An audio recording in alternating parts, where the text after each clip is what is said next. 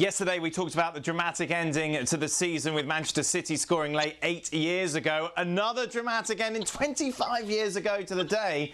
Blackburn Rovers crowned champions. Once again though, Manchester United letting it slip. A 1-1 draw against West Ham meant that Blackburn Rovers' defeat against Liverpool at Anfield didn't matter. Rovers crowned champion, Kenny Dalglish leading Blackburn to the Premier League title. To reminisce on this, Craig Burley and Ian Darke. Ian, this was such a strange game because you had Liverpool fans who were willing Blackburn to win the match at Anfield because they didn't want United to win the title.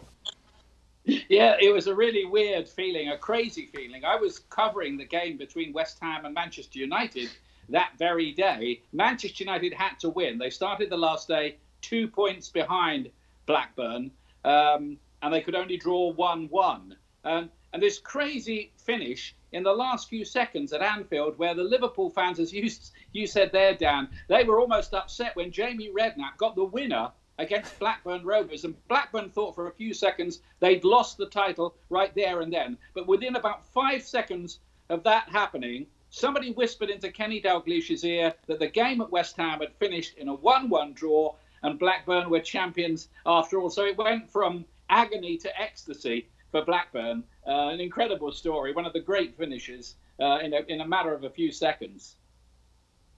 Now, Craig, obviously you didn't see all this happening because you were playing for Chelsea at the time. Yeah, but it was, you know, it was such a great story, Blackburn with Jack Walker, and you know, they had an excellent side, and I think also not just the fact that Liverpool fans didn't want Man United to win the title, that was Kenny Dalglish, it was the manager of Blackburn Rovers at the time, as Ian said.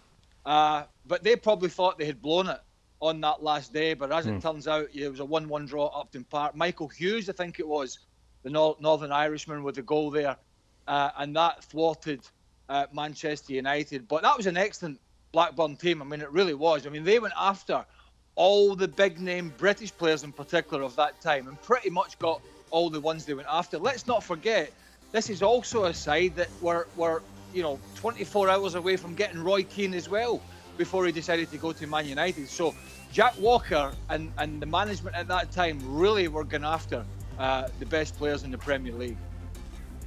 Yeah, Jack Walker was kind of the first one, wasn't he, really, in to try and buy the title?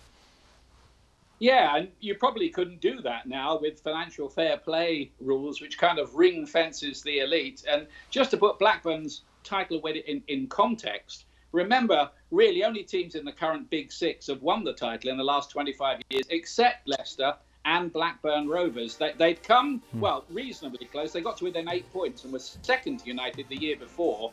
But this year, with Shearer getting 34 goals, I think Chris Sutton got 20-odd as well alongside him. But, you know, it was the defence which was fantastic as well. And there were players playing in that team really were not household names. I think Ian Pearce at the back played nearly every game. And they had a brilliantly organised defence as well. And despite slipping up in the later games, they just clung on to win it. When you look at it, Craig, it was some side. Obviously, Shearer and Sutton mentioned as well, and Colin Henry coming in, proving to be a key player, Tim Flower in goal. Yeah, and Ian mentioned Ian Pearce there. There was quite a few of my former colleagues playing in that side. Ian Pearce was a youngster at Chelsea. He's actually a very underrated player, incredibly quick. Colin Henry, of course, who I played alongside for the national team for many a year. He was a real stalwart back then, good old-fashioned at centre-half. Tim Sherwood in the middle of the park, another underrated player who was clever, could pass the ball. And, of course, you know, that front two had everything. Had physicality, they would run the channels, they were great in the air, they linked up very well. And I tell you what, and I've said this to you before, Dan, I've never seen a front two work as hard when they haven't got the ball as Sutton and Shearer in that era. It was just incredible.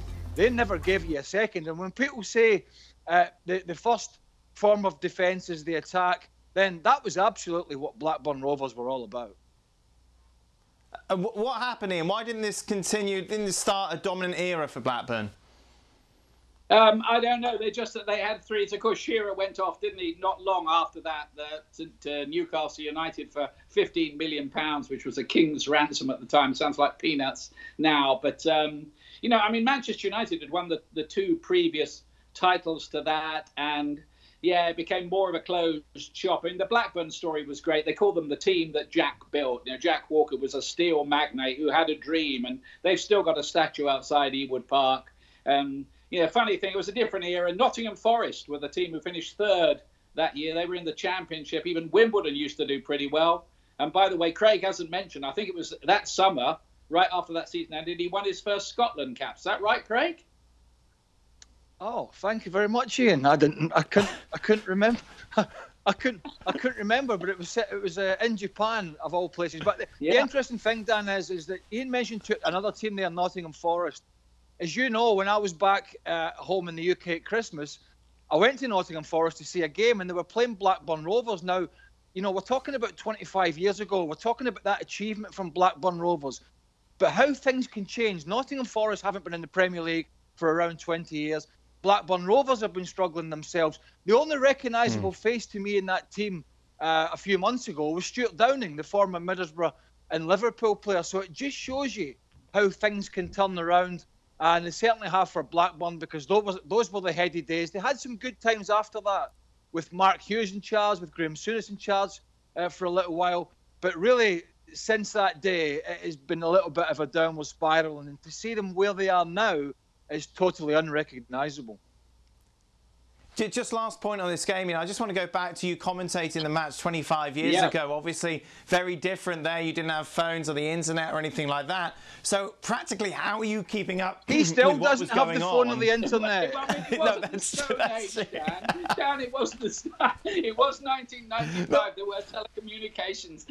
I was commentating, funnily enough, with Dennis Law. He was doing the co-commentary. It was the only time I think he did it. He didn't like doing that kind of thing, but we talked him into it. It was the only time, too. What was new was that we're able to bring coverage of both the games on the channel I was working for in England. And that was something quite different and quite new. So they were talking in my headphones and obviously and telling me what exactly the situation was at Anfield. But I tell you something, in those last few minutes, if the Blackburn fans had been at Upton Park, they'd have had heart attacks. Because how Manchester United didn't get the winner they needed, I will never know. They had a goalkeeper called Ludek Miklosko, West Ham. He must have made about a dozen saves in the last 2 minutes alone. Andy Cole missed about two. The whole game was being played in West Ham's 6-yard box, but Manchester United couldn't get that goal.